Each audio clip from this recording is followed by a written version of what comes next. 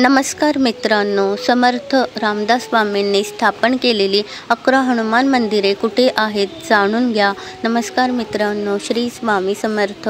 समर्थ रामदास स्वामी हे भारतीय संत, योगी आणि धार्मिक गुरु होते. त्यांच्या जीवनातील कार्य आजही लाखो लोकांच्या जीवनाचा एक महत्त्वाचा भाग आहे. त्यांनी आपल्या जीवनाच्या माध्यमातून भक्तिरस, साधना आणि समाजसेवेसाठी अत्यंत महत्त्वाचे कार्य केले.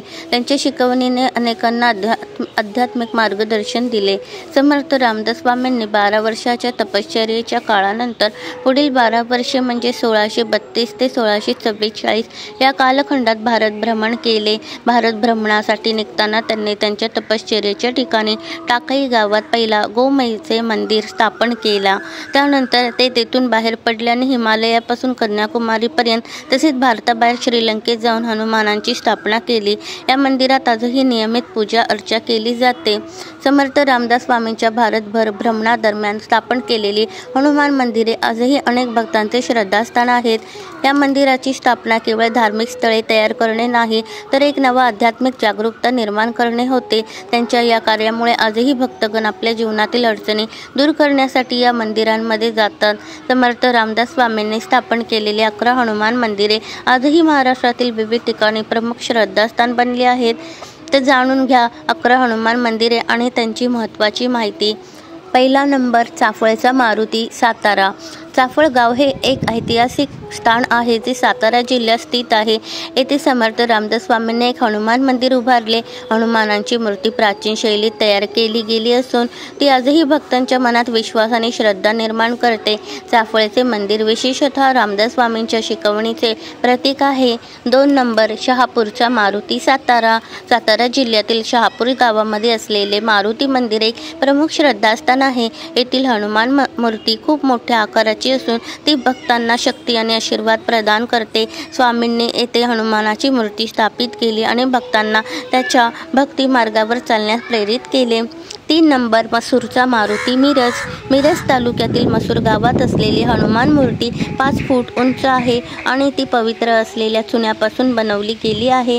स्वामींनी या ठिकाणी हनुमान मंदिराची स्थापना केली, जे आज देखील भक्तांचे मुख्य आकर्षण आहे.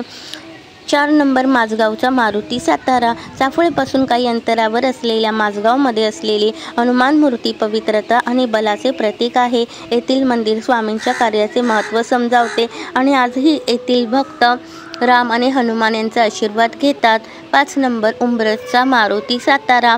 उंब्रज गावात असलेली हनुमान मूर्ती 2 फूट उंच आहे. या मूर्तीतून भक्त हनुमानाच्या भक्ती मार्गावर चालण्यासाठी प्रेरणा घेतात. या मंदिराला त्या भागातील लोकांमध्ये विशेष प्रतिष्ठा आहे.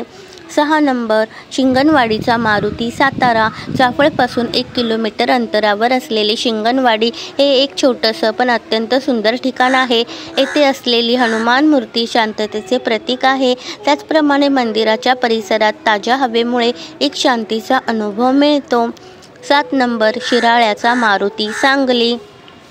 सांगली जिल्ह्यातील शिराळे गावाजवळ असलेली हनुमान मूर्ती सूर्यकिरणांनी प्रकाशित होते आणि भक्तांना आशीर्वाद मिळवण्यासाठी एक महत्त्वाचे स्थान आहे. मंदिराच्या परिसरातील निसर्ग आणि वातावरण भक्तांना अधिक आध्यात्मिक शांती प्रदान करते. 8 नंबर, बहे बोरगावचा मारुती, सांगली. सांगली जिल्ह्यातील बहे गावामध्ये असलेली हनुमान मूर्ती विशेषतः एक साधी आणि आकर्षक आहे. ती रामदास स्वामींच्या भक्ती मार्गावर चालणाऱ्या लोकांसाठी एक महत्त्वाचे स्थान आहे. 9 नंबर, मनपाडळेचा मारुती, कोल्हापूर. कोल्हापूर जिल्ह्यातील मनपाडळे गावातील हनुमान मूर्ती साधी आणि सुबक आहे. भक्तजन इथे नियमित पूजा करतात आणि हनुमानाला वंदन करून त्यांच्या जीवनातील अडचणी दूर करण्याची प्रार्थना करतात. 10 नंबर, पारगावचा मारुती, कोल्हापूर. पारगाव येथील हनुमान मंदिर हे एक छोटी मूर्ती असलेले स्थान आहे. या ठिकाणी भक्तजन हनुमानांची पूजा करून त्यांच्या आशीर्वादाने जीवनात सुख आणि समृद्धी प्राप्त करण्याची प्रार्थना करतात. 11 नंबर, मसूरचा मारुती, सांगली. मसूर गावातील हनुमान मूर्ती भक्तांना विश्वास, ताकद आणि मानसिक शांती देण्यासाठी प्रसिद्ध आहे. येथील मंदिर अद्भुत शांती आणि आध्यात्मिक अनुभव देते. आपल्या सर्वांवरती हनुमंतांची, स्वामी समर्थांची कृपादृष्टी सदैव राहो. व्हिडिओला लाईक, शेअर, सबस्क्राईब करायला विसरू नका. धन्यवाद. श्री स्वामी समर्थ. जय जय स्वामी समर्थ.